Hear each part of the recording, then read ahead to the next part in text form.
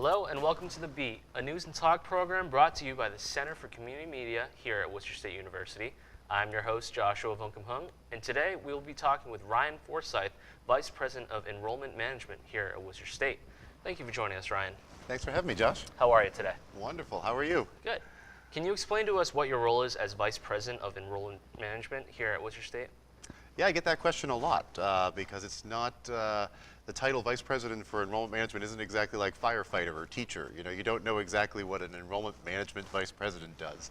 I oversee all of the enrollment operations for Worcester State. So those are things like financial aid and registration, the retention office, admissions, marketing, communications, things like that. Okay. And in higher education, enrollment management is a system of supports and networks and offices that are designed to maintain the university's enrollment. Wow. All right, that's quite a lot. What led you to becoming involved in enrollment management? Well, like many college students, during my undergraduate years, I was working in the financial aid office at the university that I went to. I thought that it was just a part-time job, a work-study job that I would do for a couple of years and then move on to my real career. And it turned out that that was the doorway into which I could get my first position after college. So the people that I worked with in my work-study job introduced me to the folks that offered me my first professional position. And since then, I've been in enrollment management ever since.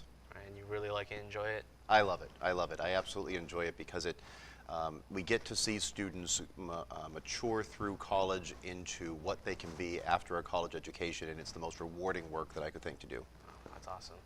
What office and departments does the Enrollment Management Division oversee, and can you explain to how these departments fit into the Division of Enrollment Management? Yeah, so the mission of the Enrollment Management Division is to enroll, retain, and graduate an appropriate number of students for this university. So the university can't be too big and it can't be too small, but we need to bring students in that find Worcester State to be the right home for them for their post-secondary education. Keep them here because we hate to see a student enroll and then not have a degree when they complete their time, and then ultimately graduate so that they can use that degree to be successful in the next parts of their lives. In order to do that, we use a number of offices, including the Office of Admissions, the Financial Aid Office, the Registrar's Office, the Retention Office, Marketing, Publications and Printing and Communications, as well as some portions of Communications. Wow. And I imagine they're all pretty responsible for the whole process of enrollment here at Worcester State. Yeah, so there's a couple of offices that definitely focus on bringing students in. For instance, marketing, we want to get the message out to the community about what Worcester State is and what Worcester State offers. Admissions helps to find students and help them understand what Worcester State can offer them and bring them here to admit them. Our registrar and retention offices work to help make sure that students have a successful time when they're here, enrolling in classes and working their way towards graduation. And that way we make sure that we sort of cover the whole lifespan of a student's enrollment so that we're sure that we can meet those expectations of graduating as many students as we can. Wow, that's pretty intense. The Enrollment Management Division works to ensure Worcester State meets the goals of Massachusetts Department of Higher Education Vision Project. Can you tell us about the project and what Worcester State is doing to meet those goals? Yeah, so the Department of Higher Education is a portion of the state government in Massachusetts that oversees mostly the public higher education in the Commonwealth. And the Department of Higher Education put out an initiative called the Vision Project. The Vision Project has a number of different tenets, all related to the success of students in Massachusetts, as well as the success of the public universities and colleges. Recently, those tenets focused in really on three major areas, and that is allowing students access to higher education in the Commonwealth of Massachusetts, retaining students so that they persist at college and ultimately graduate, and closing equity gaps between different groups of students, such as students of minority ethnic groups, students of minority racial groups, students of lower socioeconomic backgrounds. Previously, there have been gaps in the success rates of students between different groups, and the Vision Project really encourages campuses to be successful in meeting all three of those goals. So Worcester State has done that by increasing access to Worcester State. To give you an example, some students were excluded from attending Worcester State and other universities by not being able to be admitted.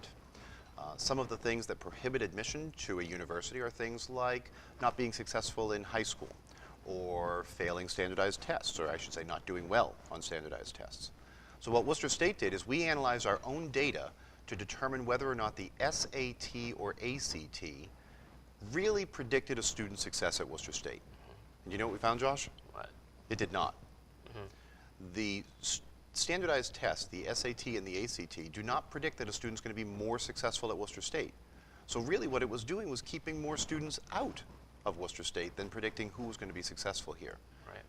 So to help meet one of those tenets, the access portion of the Vision Project, Worcester State embarked about a year ago on allowing students to be admitted without SAT scores if they had other evidence of how they could be successful here. Right. That's how the Vision Project guides our work, while still allowing us to recruit students, retain students, and graduate them. That's really interesting because there is a dynamic of students that feel that standardized testing isn't really necessary.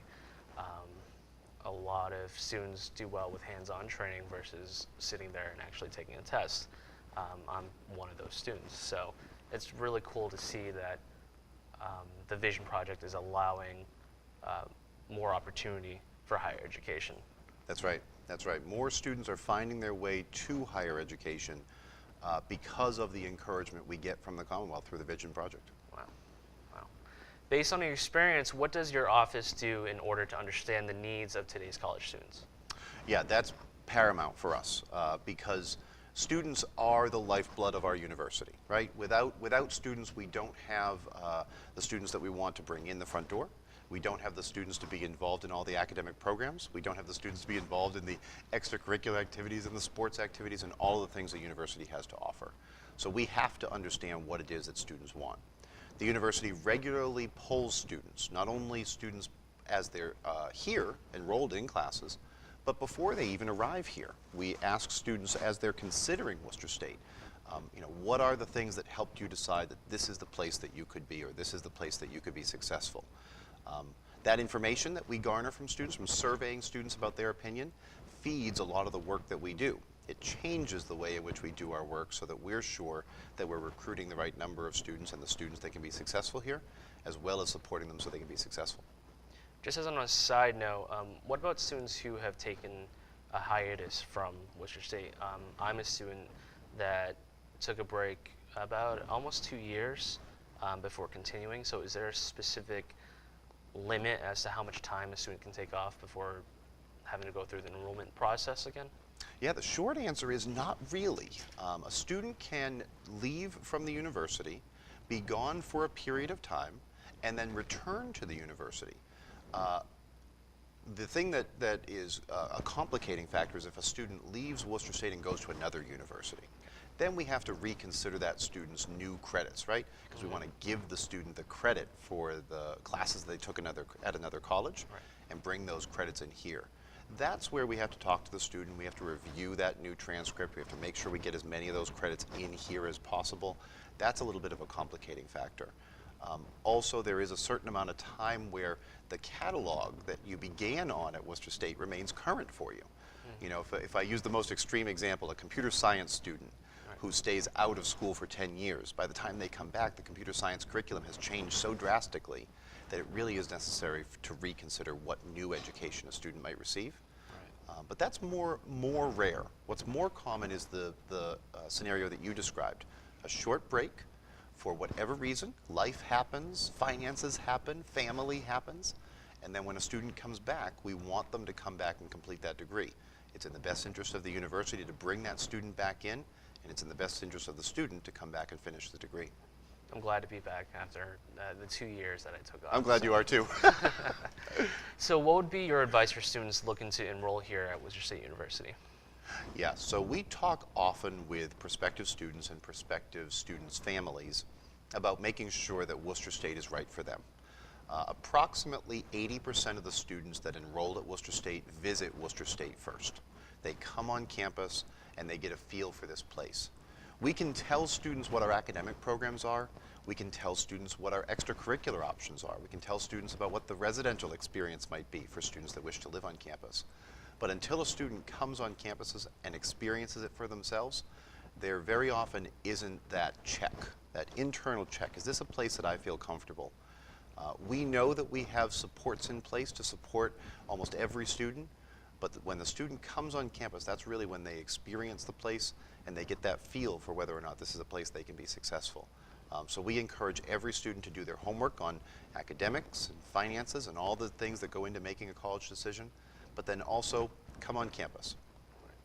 Yeah, when I first came to the campus, which was 2012 when I was doing college tours, the campus has improved so much in the coming years, and I wish that a lot of the utilities and stuff that are around now were available back then, but it goes to show that Worcester State is definitely taking care to attract students to the campus and make it a valuable school for those students. Yeah, I would agree. In just that period of time, the Sheehan building has been added to the campus. The Wellness Center has been added to the campus. The May Street building has been added to the campus. And that's just the structures, right? The support systems that have in place that might not be as obvious. You don't see them as easily as big buildings. Those have also improved and increased drastically in just the past few years. So the amount of support a student can get at Worcester State is at its highest right now. Which is awesome. What makes Worcester State University unique compared to other universities, and what is something potential students might not know about the school? Yeah, so in the state of Massachusetts, there are a number of state universities, and some of us have similarities. There are similar academic programs at some of the public universities. Some of them are similar sized. But the thing that really makes Worcester State stand out is that we are in the city of Worcester. The city of Worcester is experiencing a renaissance. That is a word that is overused, but it is one that I believe in because Worcester State really is changing. There has been an incredible amount of new business, new industry, new internship opportunities. And Worcester State University is the only state university that is in a urban metropolitan area. So there is no state university in Boston, there is no state university in Concord or in Hartford. It is Worcester State that is in the largest, or I should say second largest city in New England. And that gives our students so many opportunities. The number of internship opportunities that are available in an urban area like this far exceeds another private institution or public institution in a smaller, more rural part of the state. Right. So I think that really gives Worcester State a characteristic that almost no other public university has, and a good reason that many of our students check us out. Wow. Thank you for being on the show today. It really means a lot for the students and for incoming students to know about Worcester State and why they should come here as a school. So it's really cool to see what's been going on. Well, thank you for having me, Josh. I appreciate it. No problem. Thank you for watching this segment of The Beat. Please remember to like our Facebook page and follow us on Twitter. We'll see you next time.